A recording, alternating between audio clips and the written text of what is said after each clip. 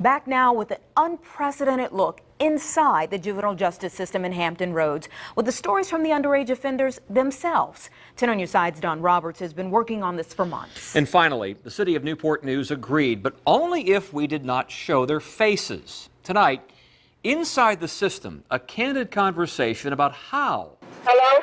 Hi, Ma. Hey, son, how are you? I'm good. You all right? Yeah. Where you at? Just coming from the grocery store. You gonna come to my court date? Now, you know I'm gonna come. Of course, I'm gonna always be there for you. I know. Creating content about sensitive topics, especially those involving children and legal outcomes, requires a thoughtful approach.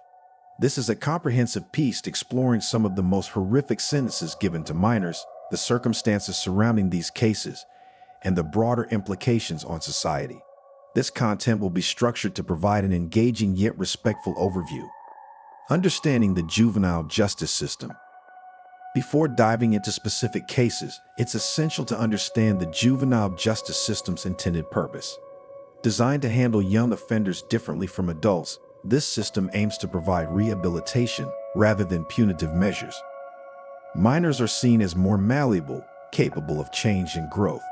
However, the nature of certain crimes and the societal outrage they provoke often lead to harsh sentences that seem inconsistent with this philosophy. Factors influencing sentencing. The nature of the crime plays a crucial role in shaping sentencing outcomes, especially when it comes to violent offenses like murder or sexual crimes. Such cases frequently attract intense media attention and public outrage, which can lead judges to impose harsher sentences as a means of reflecting community sentiments. This dynamic creates a challenging landscape for justice, where the emotional responses of the public can unduly influence judicial decisions. Another significant factor is the age of the offender. The younger the individual involved, the more contentious the sentencing process can become. Cases involving very young offenders often evoke sympathy, prompting calls for rehabilitation rather than punishment. This raises critical questions about the capacity of minors to comprehend the consequences of their actions and whether the justice system can appropriately address their needs. Judicial discretion further complicates matters, as judges typically have wide latitude in determining sentences.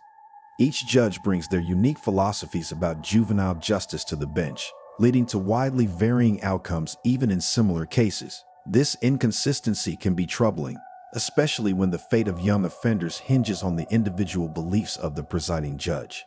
Additionally, public pressure plays a significant role in high-profile cases, resulting in considerable outcry that can sway the legal system toward imposing more severe sentences than may be warranted. The combination of these factors creates a complex interplay that often prioritizes punitive measures over rehabilitation, particularly in cases involving minors, where the potential for change and growth is significant. 1. Lionel Tate, 1999.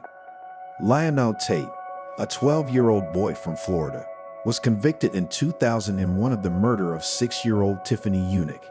The incident occurred while Tate was home alone with Tiffany, and he claimed that he was only playing wrestling with her, which went tragically wrong.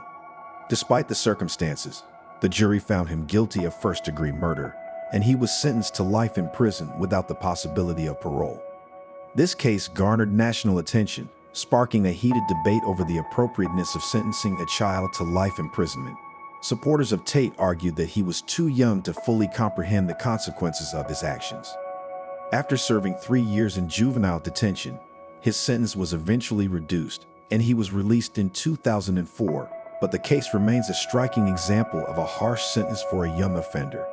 2. Jordan Brown, 2009. Jordan Brown was just 11 years old when he was accused of murdering his father's fiancée, Kenzie Houck, in Pennsylvania in 2009. The crime was particularly horrific, as Kenzie was pregnant at the time of her death. Brown was charged as an adult, facing a life sentence without parole if convicted. The case drew widespread media attention and sparked intense debate about whether an 11-year-old should be tried as an adult. In 2012, after spending nearly 4 years in custody, Jordan's conviction was overturned due to a lack of evidence linking him to the crime. This case highlighted the potential consequences of charging minors as adults, particularly when the justice system seems to prioritize punishment over rehabilitation. 3. Cody McCarty, 2013. In 2013, 16-year-old Cody McCarty was sentenced to 45 years in prison for his role in a robbery that led to the death of a man in Oregon. McCarty was part of a group that planned the robbery, but he claimed he did not intend for anyone to be harmed.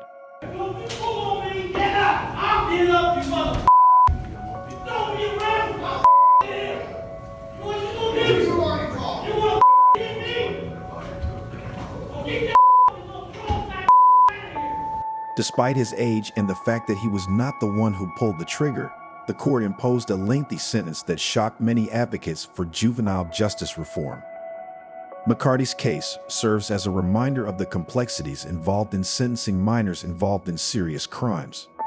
Critics argued that his lengthy sentence failed to consider his potential for rehabilitation and the circumstances that led to his involvement in the robbery.